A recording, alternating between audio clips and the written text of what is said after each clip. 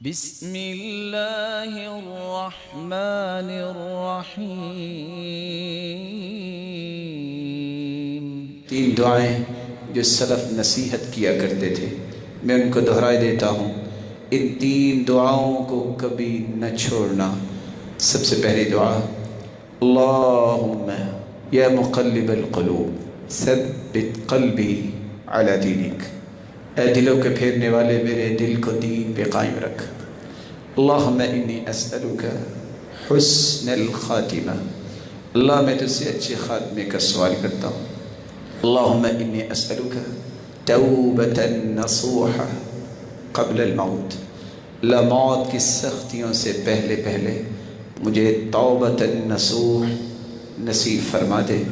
رب تعالیٰ سے دعا ہے، رب تعالیٰ ہم سب کو دین کی سمجھ عطا فرمائے۔ اور یاد رکھنا، یہ وہ زندگی کی چیزیں ہیں جن کو سمجھنے کے لیے وقت نکالنا پڑتا ہے۔ وقت نکالا کرو، مجلسوں میں بیٹھا کرو، اللہ کی راہ میں نکلا کرو، علماء اور صالحین کی رفاقت اور ان کے ساتھ بیٹھنا، ان سے پوچھنا، اس کو سب سے بڑی سعادت سمجھا کرو۔ یہ زندگی کے وہ رویے آپ کے درست ہوں گے کہ جس کا نتیجہ جنت کی شکل میں ملتا ہے۔